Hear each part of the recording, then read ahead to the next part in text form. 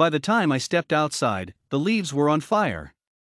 I knew my time at this cave had ended. The fire moved quickly through the mountains. I gathered my things and ran to escape the blistering heat.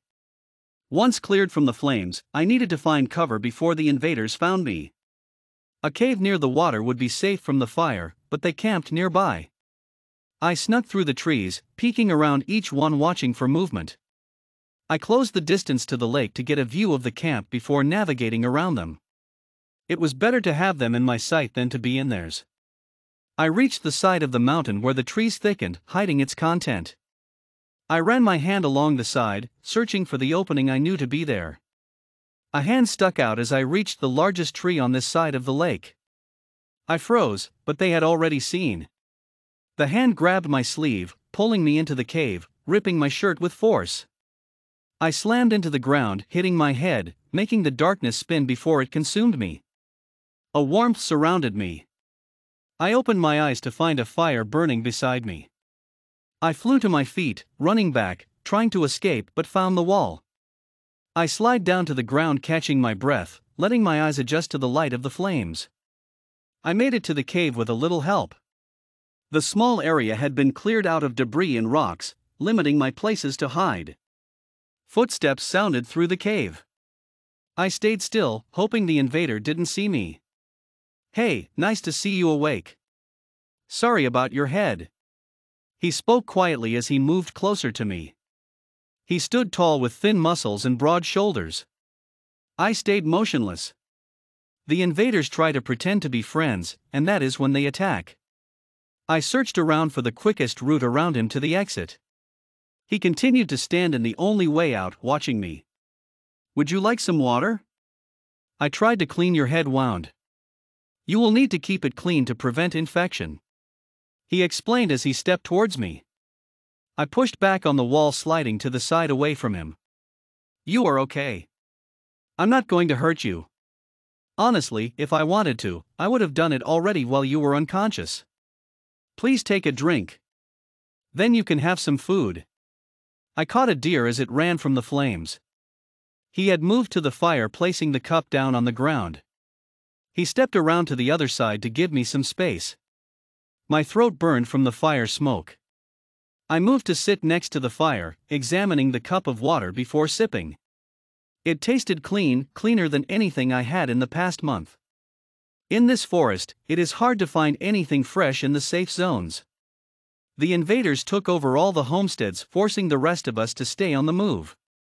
He scooted around the flame to hand me a small metal plate with hunks of meat that were well cooked.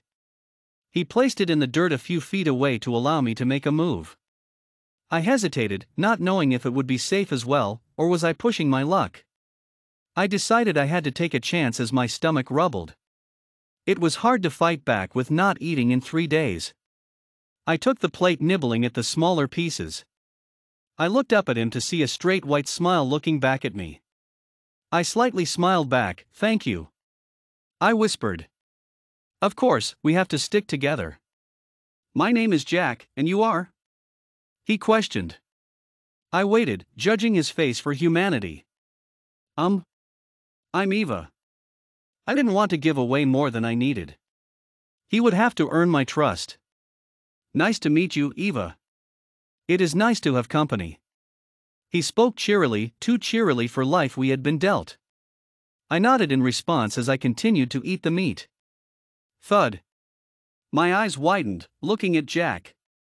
He held out his hand. We stayed unmoving as the rustling around the cave entrance grew louder. He motioned for me to join him on the other side of the fire, away from the opening. I slid next to him, knowing that whatever was out there was worse than him. I bumped into him as I watched for the invader. Jack wrapped his arm around my back, resting his hand on my hip instinctively. I didn't jump away as the warmth of his body gave me comfort that I had missed for the past year from being on my own. The movements lessened as they shifted away from the cave.